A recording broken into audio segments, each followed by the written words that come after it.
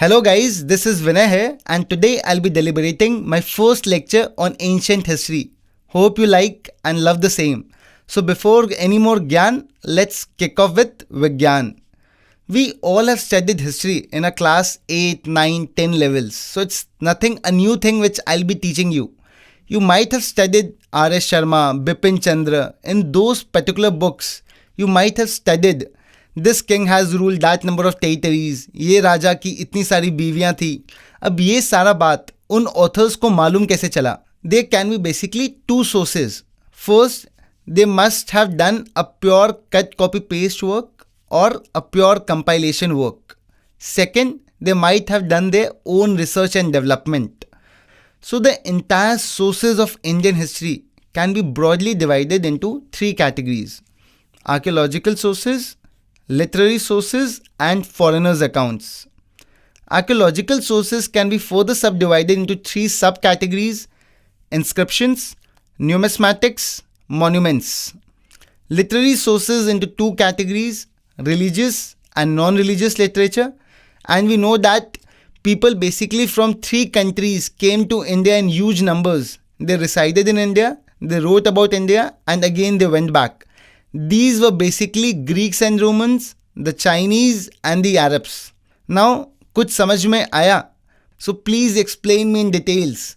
So let's start with inscription. Now what is an inscription?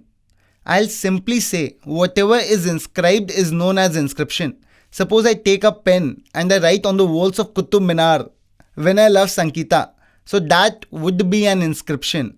Because unless you demolish the entire Qutub Minar or you wither it away, it won't go. So whatever is inscribed is known as inscription. The study of inscription is known as epigraphy. The oldest undeciphered inscription is the Harappan inscription. Undeciphered matlab untranslated. So we say that we have so much advanced. We have gone to the moon, we have gone to the Mars.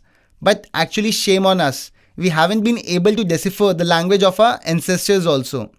तो सबसे पुराना script कौन सा decipher किए हैं? The oldest deciphered script is the Ashokan inscription. It was deciphered by James Prinsep in 1837.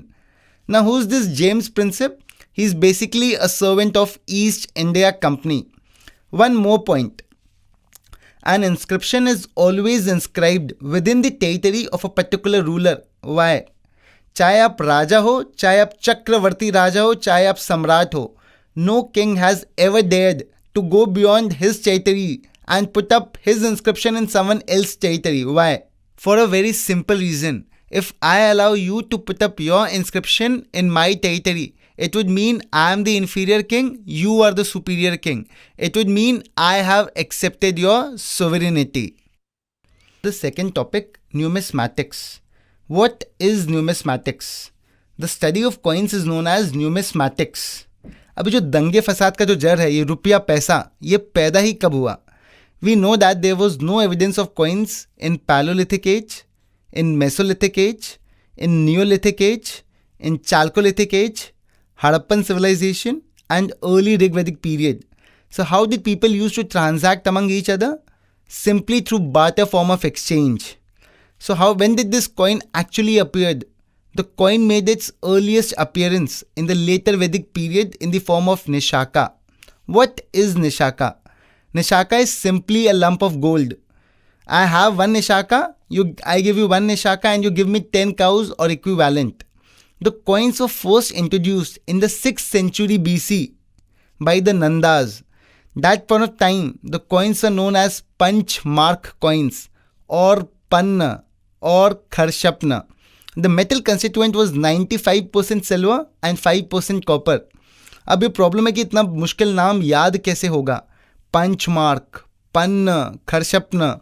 याद रखिए, अगर आप किसी लड़की को छेड़ोगे तो लड़की क्या करेगी? सही समझे, सीधा उठा के चांटा रसीद देगी आपके गाल पे एंड आपके गाल पे पांचों उसका उंगली प्रिंट हो जाएगा. सो याद रखिएगा, punch mark. After the Nandas, the Mauryans issued a large number of coins and made it popular among the masses. Now coming to monuments. What is a monument? Anything that is made out of any cementing material, whether it be stone, wood, TMT bars, chips, each and everything is a monument. So whether it be a temple, stupa, vihara, mosque, church, each and everything is a monument. We know that there are numerous monuments in India. We also have numerous monuments abroad also. So basically, I'll be teaching you about two monuments which have already come in the UPSC examinations in the past 2 years. Pehla monument is Angkor Wat Temple. What is Angkor Wat Temple? It is the largest Hindu temple in the world. कहाँ पे है? Cambodia में है. And the main deity is Lord Vishnu. The main मूर्ति जिनका है Lord Vishnu है. Apart from Vishnu, images of Ganesha and Brahma is also there. The second temple is Borobudur Temple.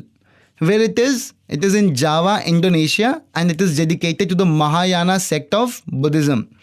तो बोले कि बहुत बढ़िया है, वेरी इजी. दो मॉन्यूमेंट है. पहला हो गया Angkor Wat in Cambodia. Main deity Lord Vishnu. Apart from Vishnu images of Ganesha and Brahma. Second हो गया Borobudur, Java, Indonesia, and dedicated to the Mahayana sect of Buddhism. Remember, in Buddhism basically there are two sects, Hinayana, Mahayana. Hinayana मतलब हीन आदमी और तुच्छ आदमी, and Mahayana मतलब महान लोग. Okay, so basically it's the stricter form of Buddhism, or it's a much more orthodox form of Buddhism, Mahayana sect.